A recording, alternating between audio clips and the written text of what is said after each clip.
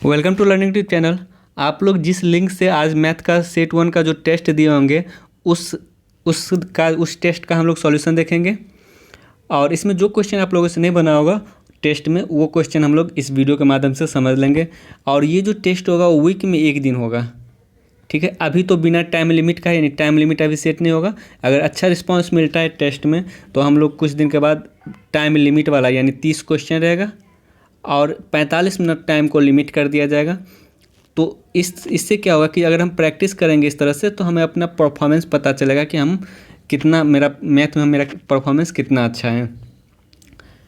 तो आज का जो पहला क्वेश्चन था वो उसमें क्या था कि एक अध्यापक अपने विद्यार्थी को एक बराबर पंक्ति और एक स्तंभ में रखना चाहते हैं, यानी जितना पंक्ति होगा उतना ही स्तंभ होगा। इसका मतलब अगर x पंक्ति तो x स्तंभ होगा, तो टोटल विद्यार्थी कितना हो जाएगा x गुने x एक्स स्क्वायर। और टोटल विद्यार्थी की संख्या कितना दिया गया 1369, यानी एक्स स्क्वायर बराबर अगर 1369 दिया गया है तो x बराबर कितना हो जाएगा अंदर रूट 1369। और 1369 यानी ये एटलीस्ट कम से कम 50 तक का स्क्वायर याद रहना चाहिए। 1369 जो होता है वो 37 का स्क्वायर होता है। अगर आप किसी भी कंपटीशन एग्जाम का तैयारी करें तो एटलीस्ट 1 से लेकर 50 तक का वर्ग याद रहना चाहिए। अगर एक बार याद कर लीजिएगा तो फिर बनाते बनाते ऑटोमेटिक याद हो जाएगा। तो ये जो 1369 होता है 37 का स्क्वायर होता है। अगर बाय द वे अगर याद नहीं है तो फिर अगर ये कैसे बनाते हैं, देखिए इकाई स्थान पे पहले चेक कर लेंगे क्या है 9।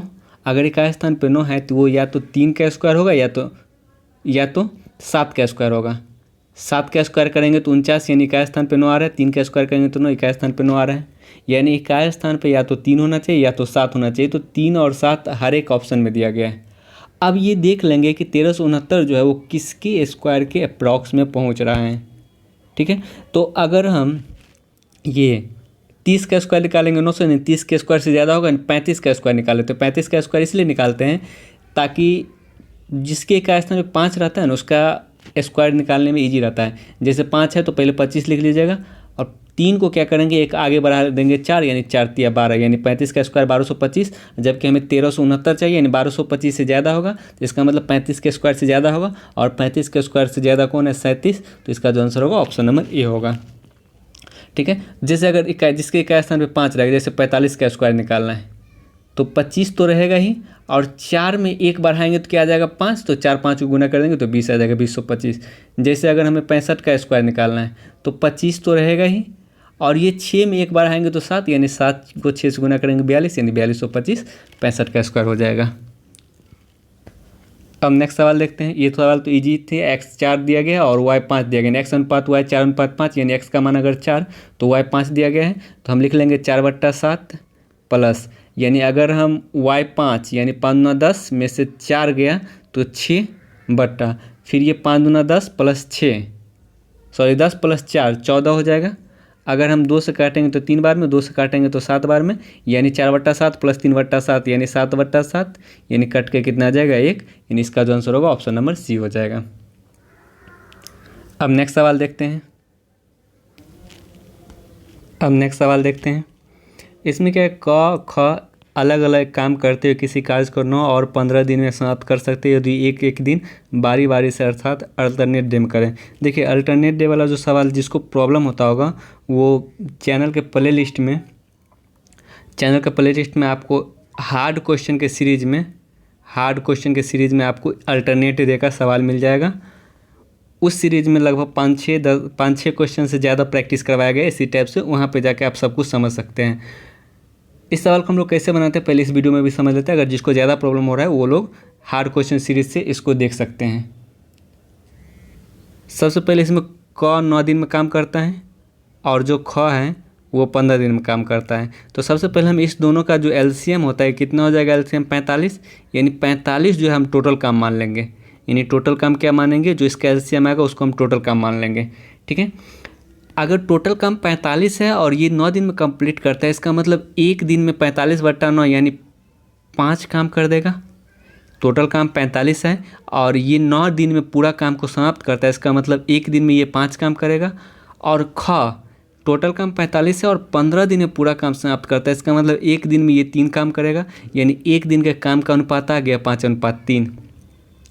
जब एक दिन का काम का अनुपात 5:3 आ गया, क्या बोला, वे एक एक दिन बारी बारी से अर्थात करते हैं, पहला दिन ए आया, फिर अगला दिन बी, फिर अगला दिन ए आया, फिर अगला दिन बी, यानी दो दिन पर एक एक दिन वो लोग आते रहें।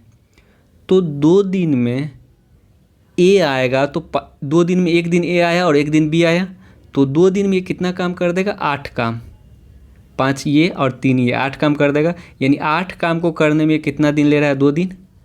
तो हमें 45 काम करना है, यानी हमें उस संख्या से मल्टीप्लाई करेंगे जो 45 के अप्रॉक्स में पहुंचा दे। यानी अगर हम 5 से गुना करेंगे, 6 से गुना करेंगे तो 48, यानी ज़्यादा काम हो जाएगा। तो हम क्या करते हैं? दोनों बगल 5 से गुना कर देते हैं। यानी जब 8 काम करने में 2 दिन, तो 8 पंचे 40 काम करने में कितना हो जाएगा? 2 पंचे 10 दिन लग जाएगा। जब 40 काम करने में 10 दिन लग रहा है, उसके बाद शेष कितना काम बचेगा? 45 टोटल काम था, 45 में से 40 काम 10 दिन में ख़त्म हो चुका, तो शेष बचा 5 काम। अब अगला दिन पी आके ये 5 काम को कंप्लीट करेगा, यानी जो 5 काम होगा वो पी कितना दिन में करेगा? एक दिन में 5 काम करता है ये, यानी 5/5, यानी एक दिन ले लेगा पी। यानी 10 दिन यहाँ लगा था और शेष काम पी अकेला एक दिन में किया, यानी 10 + 1 11 दिन इस काम को कंप्लीट करने में लगा। अभी भी फिर से बोल देते हैं, अगर जिसको इस सब सवाल में प्रॉब्लम होता है अल्टरनेट डे में, वो चैनल के प्लेलिस्ट में हार्ड क्वेश्चन का सीरीज मिलेगा। उस सीरीज में अल्टरनेट डे पे लगभग 5-6 सवाल से ज़्यादा सवाल बताया गया, वहाँ पे ये क्लियर हो जाएगा। क्या होता है कि जब हम एक ही टाइप के 4-5 या 10 क्वेश्चन प्रैक्टिस कर लेते हैं तो वो उससे मेरा सारा कॉन्सेप्ट क्लियर हो जाता है। अब नेक्स्ट सवाल आते हैं। राम ने अपनी मृत्यु के पश्चात अपनी संपत्ति का 1/3 भाग विधवा पत्नी के नाम, शेष का 3/5 पुत्री के नाम और शेष संपत्ति पुत्र को दे दिया, यदि पुत्र को 6400 रुपये मिले। देखिए, अगर हर जगह शेष का बात करें, 1/3 विधवा पत्नी को और शेष फिर बात किया, फिर अगला बार शेष बात किया, तब कुछ नहीं करना है। राम का मूल संपत्ति x मान लेंगे। अगर 1/3 विधवा पत्नी को दे दिया तो कितना बचा? शेष 2/3 बचा। और इस शेष में से अगर 3/5 पुत्री के नाम दे दिया तो शेष कितना बचा? 2/5 बचा। और ये जो शेष बचा वो शेष किसको दे दिया? पुत्र को दे दिया। और पुत्र को दिया कितना? 6400, यानी ये भी पुत्र का संपत्ति हो गया, यानी बराबर 6400 कर देंगे। यानी 2 दूना 4, 4 से 1600 बार में, यानी 1685 या 24, यानी x बराबर कितना हो जाएगा? 24,000। ऑप्शन नंबर सी इसका राइट आंसर होगा। नेक्स्ट सवाल देखते हैं। किसी समांतर श्रेणी का पहला पद जो ए दिया गया वो 22 दिया गया है और अंतिम पद -11, यानी एल बराबर कितना दिया गया? -11 दिया गया है। और पदों का जो योगफल है वो कितना दिया गया? SN बराबर कितना दिया गया? 66 दिया गया। तो अनुक्रम में पदों की संख्या क्या होगा? तो अगर जो लोग APGP पढ़े होंगे उसको पता होगा जो SN बराबर होता है वो क्या होता है? n/2 × first term plus last term. ये फार्मूला भी SN का होता है, बराबर 66 दिया गया है। n निकालना है हमें, और फर्स्ट टर्म 22 दिया गया और लास्ट टर्म -11 दिया गया है, बराबर 66। यानी n/2 × 11 बराबर 66, यानी 11 से ये 6 बार में, तो n बराबर कितना हो जाएगा? 2 × 6 12 हो जाएगा। यानी जो पदों की संख्या होगी n वो 12 हो जाएगा। अब नेक्स्ट सवाल देखते हैं। दो संख्या का महत्तम समावर्तक और लघुत्तम समावर्तक 44 और 264 है। यानी HCF जो है वो 44 है और LCM जो है वो कितना है? 264 है। ठीक है। यदि पहले संख्या को 2 से भाग दिया जाए तो भागफल 44 होता है। यानी जो पहली संख्या हम x मान लेते हैं, अगर हम इसको 2 से भाग देते हैं तो भागफल जो है वो 44 प्राप्त होता है। इसका मतलब पहली संख्या 44 दूना 88 हो जाएगा। तो क्या चीज़ पूछा? दूसरी संख्या। तो हम लोग को क्या पता है कि जो दो संख्या का गुणन होता है, दो संख्या का गुना वो किसके बराबर होता है? LCM × HCF। LCM × HCF। दो संख्या में एक संख्या 88 है, दूसरा संख्या को y मान लेंगे और HCF 44 है और LCM 264 है। तो यानी 44 से ये 2 बार में और 2 से ये कितना बार में? 132 बार में। यानी जो दूसरी संख्या आएगा वो कितना आ जाएगा? 132। ऑप्शन नंबर सी इसका राइट आंसर हो जाएगा। अब नेक्स्ट सवाल देखते हैं। एक साड़ी की अंकित कीमत 200 रुपये। इस अंकित कीमत पर 20% छूट देने के बाद दुकानदार को 16 रुपये का लाभ होता है। यानी अगर अंकित मूल्य अगर 200 रुपया है, अगर हम 20% का छूट देंगे तो देखिए अब 80% भी निकालेंगे। तो अगर हम 200 पे 20% छूट देंगे तो 80% बेचेंगे और 200 का 80% कितना होता है? 8 दूना 16, यानी 160 रुपये विक्रय मूल्य हो गया। जब हम 160 रुपये में बेचते हैं तो 16 रुपये का लाभ होता है। तो इसका मतलब क्रय मूल्य कितना होगा?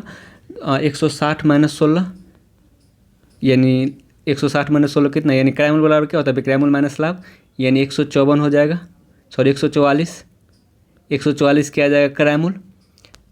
तो क्या चीज़ पूछ रहा है हमें, लाभ प्रतिशत ज्ञात करें ना। तो लाभ प्रतिशत बराबर क्या होता है, लाभ बट्टा क्राइमूल गुने 100। लाभ कितना का हो रहा है 16 और क्राइमूल 144 गुने 100। 16 से कितना बार में, 9 बार में, यानी 100/9 आ गया, यानी 11.1/9% का लाभ होगा। ऑप्शन नंबर इसका राइट आंसर होगा। नेक्स्ट सवाल आते हैं, किसी वस्तु का अंकित कीमत उसकी लागत कीमत से दोगुनी है, यदि 15% लाभ प्राप्त करना हो तो कितने प्रतिशत की छूट देनी होगी। यानी अगर हमें CP को 100 मानेंगे तो अंकित मूल्य यानी मार्क प्राइस वो कितना हो जाएगा 200। यानी यदि किसी वस्तु का अंकित कीमत उसकी लागत कीमत से दोगुनी है, यानी लागत कीमत को 100 मानेंगे तो अंकित कीमत 200 रुपये हो जाएगा। अगर हम 15% का लाभ चाहते हो तो हम कितना में बेचेंगे, 115 रुपये में बेचेंगे। अगर हम 15% का लाभ चाहते हैं तो 100 रुपये हम खरीदे थे तो 115 रुपये हम बेचेंगे, तो कितने प्रतिशत की छूट देंगे। यानी अंकित मूल्य 200 रुपये था और अगर हम 115 रुपये हम बेचेंगे तो कितना का छूट देना पड़ रहा है, 85 का छूट देना पड़ रहा है। कितना में, 200 में गुने 100, यानी 2 00 कट गया, यानी जो छूट प्रतिशत होगा वो कितना हो जाएगा 85/2, यानी 42.5%। ऑप्शन नंबर डी इसका राइट आंसर होगा। नेक्स्ट सवाल देखते हैं, दो संख्या 3:5 के अनुपात में यदि दोनों में से प्रत्येक में 9 घटा दिया तो 12:23 होता है। यानी दो संख्या का जो अनुपात है 3:5 था और प्रत्येक में अगर हम 9 घटाएंगे तो ये 12:23 हो जाता है। ठीक है, तो दोनों में अगर समान घटाने के लिए क्या करते हैं हम लोग, ये चीज़ हम लोग अनुपात समानुपात में बता चुके थे। अगर दोनों में हमें समान घटाना है तो हम क्या करेंगे, इस दोनों का अंतर 2 होता है और इस दोनों का अंतर कितना हो गया, 11 हो गया। 23 और 12 का अंतर, यानी इस 11 को इस अनुपात से गुना कर देना है और इस 2 को इस अनुपात से गुना कर देना है। तो ये कितना हो जाएगा 33:55।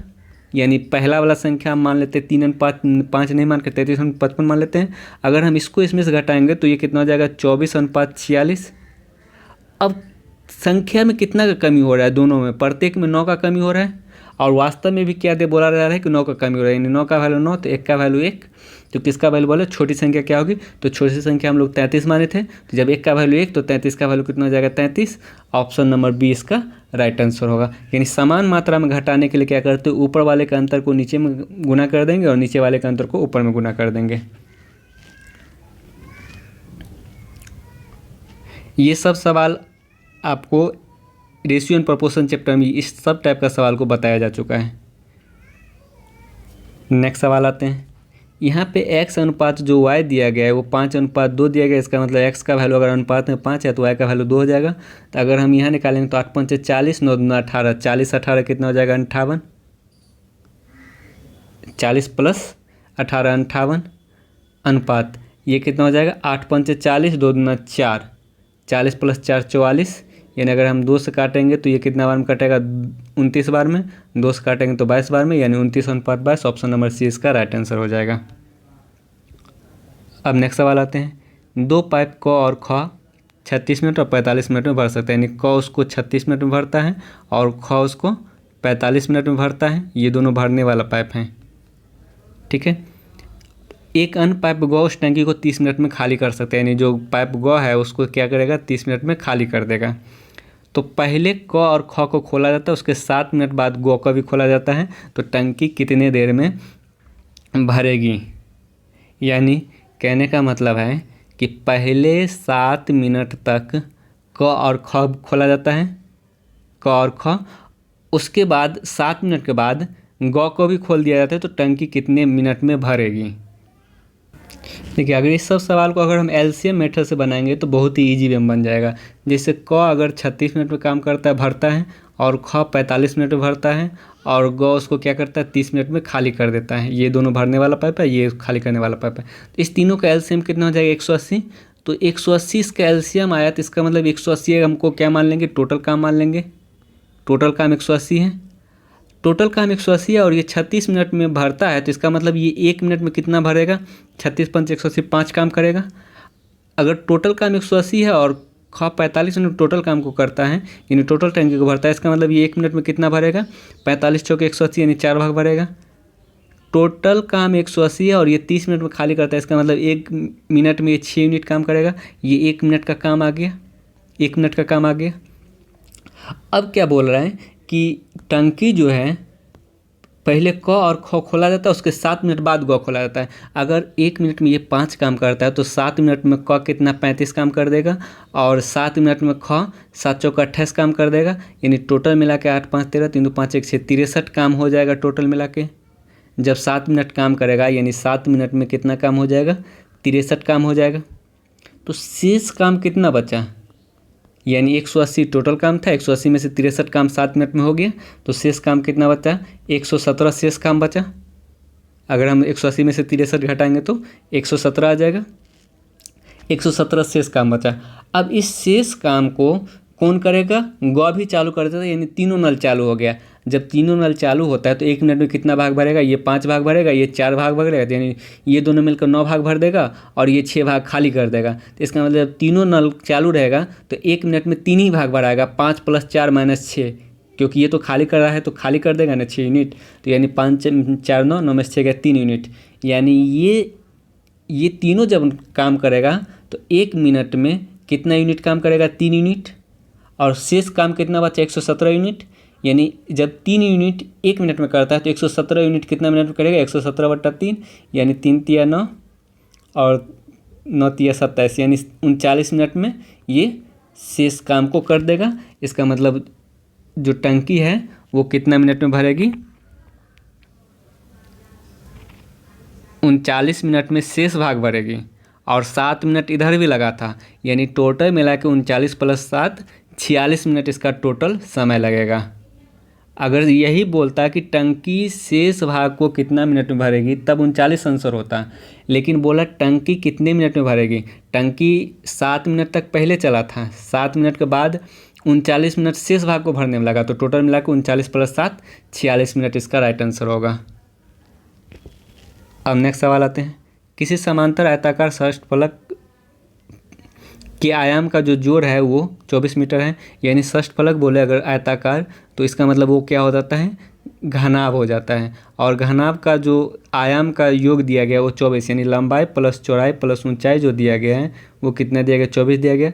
और विकर्ण का लंबाई 15 है। अब विकर्ण का लंबाई क्या होता है, √L² + B² + H²। ये कितना दिया गया है, 15 दिया गया है। अगर ये स्क्वायर हटेगा तो ये स्क्वायर हो जाएगा, यानी 15 का स्क्वायर कितना 225, ये रूट हटेगा तो उधर स्क्वायर हो जाएगा। उसका कुल पृष्ठीय क्षेत्रफल, यानी जो घनाभ का कुल पृष्ठीय क्षेत्रफल होता है वो 2 × LB + BH + HL, ठीक है। तो LB + BH + HL ये कैसे निकालेंगे, अगर हम इसको स्क्वायर करते हैं L + B + H का स्क्वायर तो क्या होगा, L² + B² + H² + 2 × LB + BH + HL, और ये किसके बराबर हो जाएगा, 225 के बराबर हो जाएगा। तो ये चीज़ हमें निकालना है और ये चीज़ दिया गया है। ये चीज़ कितना दिया गया है, ये L² B² H² 225 दिया गया है। और ये सॉरी यहाँ पे 24 का स्क्वायर कितना हो जाएगा, 24 का स्क्वायर 576 यहाँ पे होगा। तो अगर हम ये L² BH² यानी 225 उधर माइनस कर देंगे तो ये 2 × LB + BH + HL आ जाएगा ना। यानी 576 में अगर हम माइनस करेंगे 225 तो कितना आ जाएगा, 1 5 और 351, यानी इसका जो आंसर होगा घनाभ का संपूर्ण पृष्ठीय क्षेत्रफल वो 351 सेंटीमीटर स्क्वायर। अब नेक्स्ट सवाल आते हैं। षष्ठभुज का जो है क्षेत्रफल क्या होगा जिसकी एक भुजा ए है। अब इससे पहले वाले वीडियो में बताए थे कि जो षष्ठभुज का क्षेत्रफल होता है, षष्ठभुज का जो क्षेत्रफल होता है, अगर अष्टभुज रहता तो 8, षष्ठभुज में 6 भुजा, तो क्या करना है, जो समबाहु त्रिभुज का क्षेत्रफल होता है उसको 6 से गुना कर देना है। अगर अष्टभुज बोलता तो हम 8 से समबाहु त्रिभुज के क्षेत्रफल में 8 से गुना करते। अगर द्वादश भुज बोलता तो हम समबाहु त्रिभुज के क्षेत्रफल में 12 से गुना कर देते। लेकिन यहाँ षष्ठभुज बोला जा रहा है, षष्ठभुज में 6 भुजा होता है तो समबाहु त्रिभुज के क्षेत्रफल में 6 से गुना कर देंगे। 2 से ये 3 बार में, 2 से 2 बार में, यानी 3√3/2 A²। ये क्षेत्रफल होगा। लेकिन ऐसा कोई ऑप्शन नहीं दिया गया तो हम क्या करते, इसको परमेकरण कर देते हैं। यानी 3√3/2 था ना, हम क्या करते ऊपर नीचे √3 से परमेकरण कर देते हैं। ठीक है। तो ये कितना हो जाएगा, √3 गुने √3 3 और गुने 3 यानी 9/2√3 A² यानी ऑप्शन नंबर सी इसका राइट आंसर हो जाएगा। अब नेक्स्ट सवाल देखते हैं। एक व्यक्ति ने घड़ी को 5% हानि पर बेची, यदि 56.25 रुपये अधिक में बेचता तो 10% का लाभ होता है। इससे पिछले वाले वीडियो में बताया था कि अगर हानि और लाभ हो तो हम क्या करेंगे, अगर विपरीत हो तो जोड़ देंगे, 10 + 5 15% हो जाएगा, और ये 15% अधिक भी बेचेगा और 15% का वैल्यू कितना देगा, 56.25, तो 1% का वैल्यू कितना हो जाएगा, यानी 15 × 45 और 15 × 7 105 और 15 × 5 75 3.75।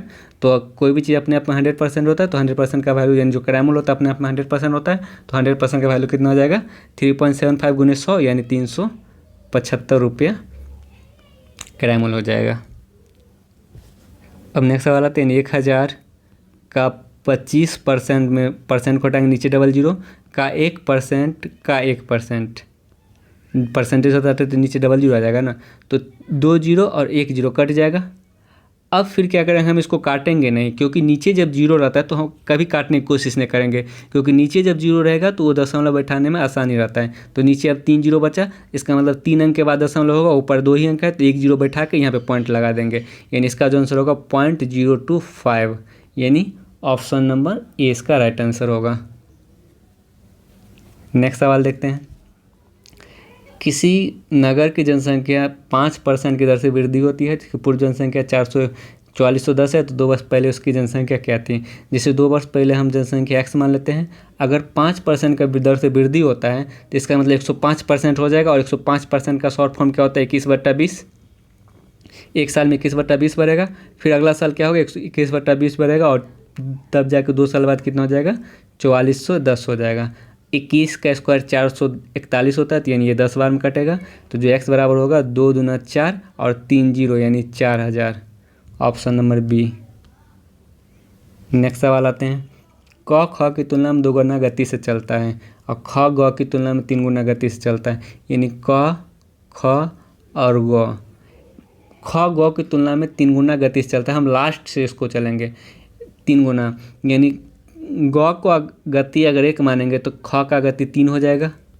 ख जो है ग की तुलना में 3 गुना अधिक से चलता है, और क जो है वो ख की तुलना में 2 गुना अधिक। अगर ख का चाल 3 है तो क का चाल 3 गुना 6 हो जाएगा, उसके चाल का अनुपात आ गया, चाल का अनुपात आ गया। अब क्या बोल रहे हैं कि 1.5 घंटा में जितना दूरी तय करता है ग, उतना दूरी क कितना में। अगर ग का चाल 1 है और 1.5 घंटा में वो कितना दूरी तय करेगा, डिस्टेंस बराबर क्या होता है, डिस्टेंस बराबर स्पीड गुना टाइम, स्पीड गुना टाइम। तो इसका मतलब स्पीड उसका कितना है 1 और टाइम कितना ले रहा है 1.5, तो इसका मतलब टोटल 1.5 किलोमीटर जाएगा। तो वही बोला, यही 1.5 किलोमीटर को क कितना देर में तय करेगा, तो क कितना देर में तय करेगा, 1.5/6 यानी इतना घंटा में तय करेगा।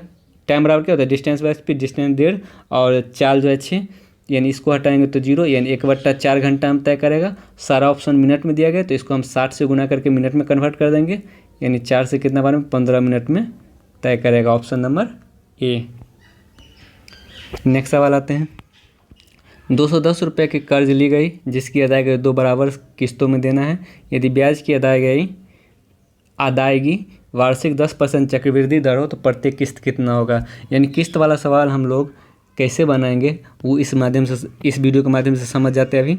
जैसे अगर 10% दिया गया है ना, तो 10% को हम लोग क्या लिख सकते हैं, 110/100 यानी मूलधन, और यानी ये जो 11 रुपये अगर अमाउंट होगा तो ये 10 रुपये क्या हो जाएगा प्रिंसिपल। यानी एक साल में पहला ईयर में प्रिंसिपल और अमाउंट का जो अनुपात होगा वो 10:11 हो जाएगा, और ये जो अमाउंट होता है यही क्या हो जाता है, किस्त हो जाता है।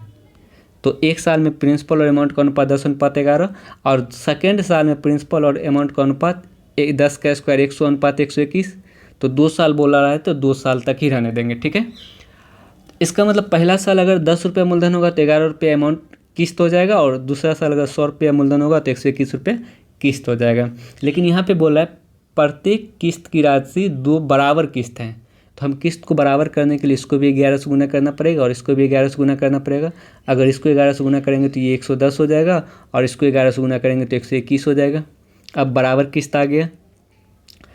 कर्ज टोटल कितना का है, 210 रुपये का है, और यहाँ पे टोटल कर्ज कितना हो रहा है, 110 यहाँ और 100 यहाँ। टोटल कर्ज 210 हो रहा है यहाँ भी, और यहाँ भी 210 कर दिया गया, यानी 210 का वैल्यू 210, तो एक का वैल्यू 1 हो जाएगा। तो क्या चीज़ बोला, प्रत्येक किस्त कितना की होगी, तो प्रत्येक किस्त कितना की हो जाएगी, 121 रुपये का है प्रत्येक किस्त, तो यानी 121 का वैल्यू 121 हो जाएगा, यानी इसका जो आंसर होगा ऑप्शन नंबर बी हो जाएगा। ठीक है। अगर कभी आपको किस्त वाला सवाल बनाने का मन नहीं करे तब क्या करना है, जैसे अगर ये 10% दिया गया ना तो 110% निकाल लेंगे, 110%, 10 से 10 काटेंगे तो यानी यहाँ 11 आया। तो हम चेक कर लेंगे कि 11 का मल्टीपल कौन सा ऑप्शन में दिया गया है। ठीक है। जैसे अगर 30% रहता तो इसको हम लिखते 130/100, यानी 10 से 10 कटेगा 13 बचा। तो हम चेक कर लेते 13 का मल्टीपल कौन सा ऑप्शन में दिया गया था। तो अगर एक ऑप्शन मिलता है तब तो ठीक है, नहीं फिर 2 ऑप्शन मिल गया तब तो फिर इस तरह से बनाना ही पड़ेगा। अब नेक्स्ट सवाल लेते हैं। किसी कारखाने में सभी श्रमिकों का औसत 8,000 है, 7 टेक्नीशियन का औसत वेतन 12,000 है, शेष का औसत वेतन 6,000 है, तो कारखाने में कुल कितना श्रमिक है। तो इसको हम लोग एलिगेशन मेथड से बना लेंगे, बहुत ईजी भी बन जाएगा। इससे पहले वाले वीडियो में भी इस सवाल का सॉल्यूशन हम लोग देख चुके थे। सभी श्रमिकों का औसत 8,000 है, टेक्नीशियन का जो औसत है वो 12,000 वेतन है, और शेष कर्मचारी का जो वेतन है वो 6,000 है, और दोनों को मिला के टोटल कर्मचारी का जो वेतन है वो 8,000 दिया गया है। तो अगर हम इसमें से इसमें घटाएंगे तो 2,000, और इसमें से इसको घटाएंगे तो 4,000, यानी टेक्नीशियन और शेष कर्मचारी का जो अनुपात आया वो 1:2 आ गया। अब जब टेक्नीशियन और कर्मचारी का जब अनुपात आ गया और टेक्नीशियन का संख्या 7 दिया गया, यानी 1 का वैल्यू 7 तो 2 का वैल्यू कितना हो जाएगा 14। तो अगर ये पूछता है कारखाना में शेष कितना श्रमिक है तब तो 14 आंसर होता है, लेकिन बोला कुल कितना श्रमिक है ना, तो 14 शेष श्रमिक और 7 टेक्नीशियन, यानी 14 7 21। ऑप्शन नंबर 20 का राइट आंसर होगा। अब नेक्स्ट सवाल देखते हैं। 3 सदस्यों के एक परिवार का औसत आयु 3 वर्ष पूर्व 17 वर्ष थी, यानी अगर 3 वर्ष पूर्व 5 सदस्य है ना, तो 5 सदस्य का औसत आयु अगर 17 वर्ष थी तो इसका मतलब 5 सदस्य का आयु टोटल आयु कितना हो जाएगा, 17 पंचे 85 वर्ष, ये 3 वर्ष पूर्व। तो वर्तमान में टोटल जो योग होगा 5 सदस्य का, जो टोटल योग होगा 5 सदस्य का जो आयु होगा वर्तमान में वो कितना हो जाएगा। देखिए 3 वर्ष पूर्व 85 था, अब 5 सदस्य में 3 वर्ष बढ़ेगा तो इसका मतलब टोटल 15 वर्ष बढ़ेगा, 5 × 15 वर्ष, 5 सदस्य में 3 बढ़ेगा क्योंकि 5 सदस्य का हम टोटल आयु निकाल रहे हैं। तो यानी टोटल आयु कितना हो रहा है, 100 हो रहा है।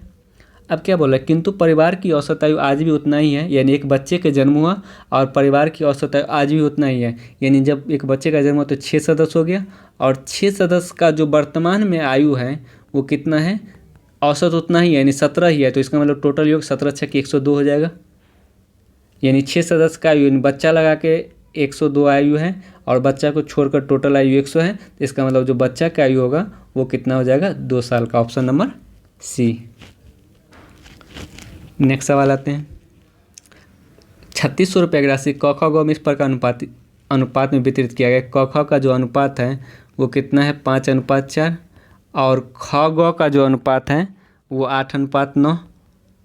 तो क्या चीज़ पूछ रहे हैं, ग का हिस्सा पूछ रहे हैं। तो अनुपात वाले वीडियो में हम बताए थे कि जब इस दोनों का एलसीएम मिल जाए तो हमें क्या करना है, एलसीएम ही लेना है। तो 4 और 8 का एलसीएम कितना होता है, 8, तो यानी 8 यहाँ लिख लेंगे। अब क्या करेंगे, 4 को 8 बनाने के लिए हम लोग 2 से गुना किए, तो इसके साथ जो भी टर्म लगा रहेगा इस 4 के साथ उसको हम क्या करेंगे, 2 से गुना करेंगे, क्योंकि अनुपात का क्या नहीं होता, अगर हम एक टर्म में 2 से गुना किए तो सभी टर्म में 2 से गुना करना पड़ेगा। तो ये 4 के साथ 5 लगा तो 5 को 2 से गुना करेंगे, 10 हो जाएगा। अब इस 8 को 8 बनाने के लिए 1 से गुना किए, जब हम इसको 1 से गुना किए तो इसके साथ जो भी टर्म लगेगा सबको 1 से गुना करेंगे, यानी ये 9 हो जाएगा। यानी जो उसके क ख ग का अनुपात आएगा 10 8 9। ये ना एलसीएम लेकर अगर हम बनाते हैं तो डायरेक्ट मेरा आंसर आता है, नहीं तो हमें फिर एक बार अगर मल्टीप्लाई करके बनाएंगे तो एक बार फिर काटना पड़ जाएगा। ये हम वीडियो में बता चुके हैं अनुपात समानुपात के वीडियो में। अब तो क्या चीज़ पूछा, ग का हिस्सा पूछा है ना। टोटल कितना हो रहा है, 10 8 18 9 27, यानी टोटल 27 अनुपात में हो रहा है। वास्तव में टोटल रुपया 3600 है, यानी 27 का वैल्यू 3600, 1 का वैल्यू 3600/27। तो किसका वैल्यू पूछ रहे हैं, गौ का हिस्सा ना, तो गौ का 9 है, तो 9 का वैल्यू क्या होगा, 9 से गुना कर देंगे, यानी 9 से 3 बार में और 3 से ये 12 बार में, यानी 1200। Option number A. अब नेक्स्ट सवाल देखते हैं। इसमें क्या है कि एक थर्मस फ्लास्क जो लंबवृत्तीय शंकु के आकार का है, ऊंचाई 24 यानी जो हाइट दिया गया है वो 24 सेंटीमीटर दिया गया है, में पानी से भरा हुआ। यदि इस पानी को एक बेलनाकार फ्लास्क में उड़ेल दिया जाता है तो जिसकी त्रिज्या शंकु के तले की त्रिज्या का 1/3 है, यानी एक शंकु के आकार का एक थर्मस है, इसका जो पानी है वो एक बेलनाकार फ्लास्क में उड़ेल दिया जाता है जिसका त्रिज्या शंकु के त्रिज्या का 1/3 है, यानी शंकु का त्रिज्या अगर हम 3x मानेंगे, यानी 3r मान लेते हैं 3r, तो इसका त्रिज्या r हो जाएगा, 1/3 है।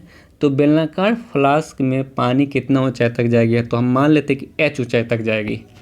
अगर तो इसका मतलब क्या होगा कि h ऊंचाई तक का इसका आयतन, यानी ये बेलन का आयतन और ये 24 मीटर ऊंचा तक का शंकु का आयतन बराबर हो जाएगा। तो शंकु का आयतन क्या होता है, शंकु का आयतन 1/3 पाई r² करेंगे तो यानी 9r² हो जाएगा, और गुने ऊंचाई कितना हो जाएगा 24, बराबर इस बेलन का आयतन पाई r² और h निकालना है हमें, तो ये r² से r² कट जाएगा, ये पाई से पाई कट जाएगा, और 3 से कितना बार में कटेगा 8 बार में, यानी जो ऊंचाई आएगा वो कितना हो जाएगा 8 × 9 यानी 72 सेंटीमीटर। ऑप्शन नंबर डी इसका राइट आंसर होगा। नेक्स्ट सवाल देखते हैं। यदि किसी त्रिकोण की तीनों मध्यरेखा एक समान तो त्रिकोण तीनों मध्यरेखा बराबर है, तो इसका मतलब त्रिभुज समभुज त्रिभुज होगी, क्योंकि समबाहु त्रिभुज में ही तीनों भुजा बराबर होता है, तो तीनों मध्यरेखा भी बराबर हो जाएगा। अब देखिए इस सब टाइप का अलजेब्रा हम सवाल को कैसे बनाते हैं, बहुत ही ईजी वे में, सिंपल वे में बन जाएगा, मौखिक भी बन जाएगा। कैसे बनाते हैं, जैसे अगर हम x + 1/x बराबर अगर 3 दिया गया है तो कुछ नहीं करना है, यहाँ पे एलसीएम लेंगे तो x होगा, और ये x इससे मल्टीप्लाई होगा तो x² + 1 = 3। अगर ये x उधर मर जाएगा तो x² + 1 = 3x, यानी ये जो रिजल्ट आएगा इसको रखे हुए रहेंगे।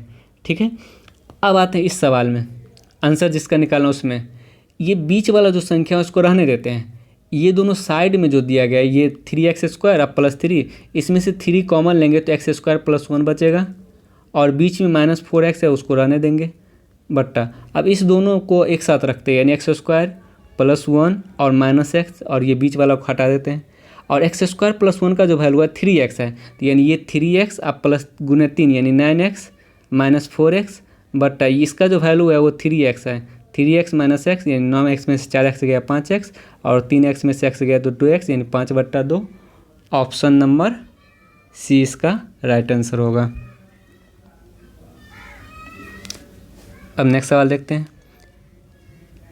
एक वर्गाकार पार्क का क्षेत्रफल 25 वर्ग मीटर है, 3 किलोमीटर प्रति घंटा की गति से पार्क का एक चक्कर पूरा करने में कितना समय लगेगा। तो सबसे पहले एक पार्क जो है वर्ग के आकार का है, अगर पार्क का एक चक्कर लगाना है तो इसका मतलब उसके परिधि के बराबर, यानी उसके जो परिमाप के बराबर दूरी तय करना पड़ेगा। तो सबसे पहले इस पार्क का परिमाप निकालना पड़ेगा। तो अगर इस वर्ग का क्षेत्रफल अगर 25 दिया गया है, क्षेत्रफल 25, तो इसका मतलब भुजा कितना हो जाएगा 5। अगर भुजा इस वर्ग का भुजा 5 है तो इसका मतलब इस वर्ग का परिमाप जो होगा 5 × 4 यानी 20। वर्ग का परिमाप क्या होता है 4 × भुजा, वर्ग का परिमाप 20। अब वही बोला जा रहा है कि 3 किलोमीटर प्रति घंटा गति से ये 20 किलोमीटर जो परिमाप है उसको पार करने में कितना समय लगेगा। तो टाइम बराबर distance by speed, distance 20 kilometre और स्पीड 3 किलोमीटर पर आवर, यानी 6.2/3 आवर। 6 आवर तो कंप्लीट लगेगा, और 2/3 आवर को अगर हम मिनट में बदले तो 60 से गुना करना पड़ेगा, यानी 30 से 20 बार में, यानी 6 आवर 20 दूना 40 minute. Option number C. Next सवाल आते हैं। एक वृत्ताकार गोल भूखंड के चारों ओर गोल रास्ते पर की गई बाहरी फेसिंग उसके अंदर की तरफ की फेसिंग से 33 मीटर अधिक है, तो चारों रास्ते की लंबाई क्या होगी। यानी कहने का मतलब है ये एक वृत्ताकार पार्क है, इसके चारों ओर क्या किया गया है, बाहर से फेसिंग किया गया है, इसके चारों ओर बाहर से वर्गाकार फेसिंग किया गया है। तो ये जो फेसिंग किया गया है तो इसकी चौड़ाई ये क्या होगी। हम क्या करते हैं, बाहर वाले का त्रिज्या बड़ा आर मान लेते हैं और अंदर वाले का त्रिज्या छोटा आर मान लेते हैं। ठीक है, तो बाहर का फेसिंग जो है, यानी ये जो बाहर का फेसिंग है वो अंदर के फेसिंग से 33 मीटर अधिक है। तो बाहर का फेसिंग क्या हो जाएगा, 2 पाई बड़ा आर, और अंदर का फेसिंग क्या हो जाएगा, 2 पाई छोटा आर, और इस दोनों का जो अंतर है वो 33 दिया गया है। अगर हम इसमें से 2 पाई कॉमन लेंगे, यानी 2 गुने 22/7 अगर हम कॉमन लेते हैं तो यहाँ क्या बचेगा, बड़ा आर माइनस छोटा आर, वो किसके बराबर है, 33। 11 दूना 22, 11 तिया 33, यानी बड़ा आर माइनस छोटा आर क्या आ जाएगा, 3 गुने 7 21 बट्टा 2 गुने 2 4, यानी 4 पंच 20, 5.25 मीटर। तो क्या चीज़ पूछ रहा है, यही दूरी पूछ रहा है ना। उसके रास्ते की चौड़ाई कितनी होगी ना, तो ये रास्ते की चौड़ाई क्या कैसे निकालेंगे, अगर हम ये बड़ा आर में से अगर हम छोटा आर घटा देंगे तो ये रास्ते की चौड़ाई नहीं आ जाएगा। तो बड़ा आर माइनस छोटा आर कितना आ गया, 5.25, यानी जो रास्ते का चौड़ाई आएगा ऑप्शन नंबर बी 5.25। अब नेक्स्ट सवाल देखते हैं। एक घोड़ा एक वृत्ताकार मैदान के चारों ओर 5 बट्टा यानी 2.5 सेकेंड में तय करता है, यानी जो टाइम दिया गया वो 2.5 सेकेंड दिया गया है। यदि घोड़े की चाल 66 मीटर पर सेकेंड है, यानी जो स्पीड दिया गया वो 66 मीटर पर सेकेंड, तो इसका मतलब वो चारों ओर की जो लंबाई होगी वृत्ताकार मैदान का, यानी ये वृत्त का जो परिधि होगा चारों ओर का लंबाई, वो कितना हो जाएगा, यानी डिस्टेंस बराबर क्या होता है, टाइम गुना स्पीड। टाइम दिया गया 2.5 और स्पीड दिया गया कितना 66, यानी 25 छः 150 और प्लस 65 650 हो जाएगा। 650, इसका मतलब जो टोटल दूरी होगा वो कितना हो जाएगा, 650। अब ये 650 क्या आया, 1 मिनट,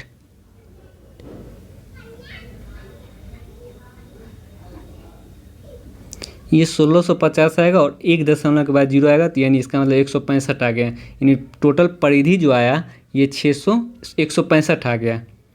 तो वृत्त का परिधि क्या होता है, 2 पाई आर, यानी 2 गुने 22/7 गुने आर बराबर 165। तो ये 11 से काटेंगे तो 2 बार में, और ये 11 से 15 बार में, यानी जो आर बराबर 15 7 105 बट्टा 2 दूना 4, यानी 4 दूना 8 26.25 मीटर। ऑप्शन नंबर डी इसका राइट आंसर हो जाएगा। इस सवाल को एक बार फिर से समझ लेते हैं। जैसे इसमें बोला गया कि एक वृत्ताकार मैदान के चारों तरफ एक घोड़ा जो है 2.5 सेकंड में एक चक्कर पूरा करते हैं, यानी टाइम कितना ले रहा है, 2.5 सेकंड, और उसका जो चाल है वो 66 मीटर पर सेकंड। इसका मतलब एक जो चक्कर पूरा करेगा, यानी इसका मतलब वृत्त का परिधि के बराबर दूरी तय करेगा। जो परिधि आ जाएगा वो कितना हो जाएगा, डिस्टेंस टाइम गुना स्पीड करके 165 मीटर निकाल लेंगे। और जब ये परिधि की लंबाई 165 है, यानी 2 पाई आर का लंबाई जब 165 दिया गया तो आर कितना गया, 26.25, ऑप्शन नंबर डी। अब नेक्स्ट सवाल देखते हैं। इसमें क्या दिया गया, x बराबर 3 + 2√2, और हमें निकालना क्या है, x की पावर 6 प्लस x की पावर 4 प्लस x² प्लस 1 बट्टा x³। देखिए इस सवाल में कुछ नहीं है, अगर थोड़ा सा लॉजिक लगाएंगे तो इस सवाल में कुछ नहीं है। जैसे अगर ये x पावर 6 को x³ से डिवाइड करेंगे तो x³ बचेगा, और ये x पावर 4 को अगर हम x³ से डिवाइड करेंगे तो पावर घटेगा, तो 4 में से 3 गया 1 बचेगा, और ये x² को अगर हम x³ से डिवाइड करेंगे तो कितना बचेगा, 1/x बचेगा, नीचे 1x बच जाएगा, और ये 1 को x³ से डिवाइड करेंगे तो 1/x³ आएगा। ये दोनों को हम साथ में रख लेते हैं तो ये क्या बचेगा, x³ प्लस 1/x³, और इसको हम लोग साथ में एक साथ रखते हैं, यानी क्या बचेगा, x प्लस 1/x। ठीक है, हमें मेन निकालना है x प्लस 1/x क्या होगा।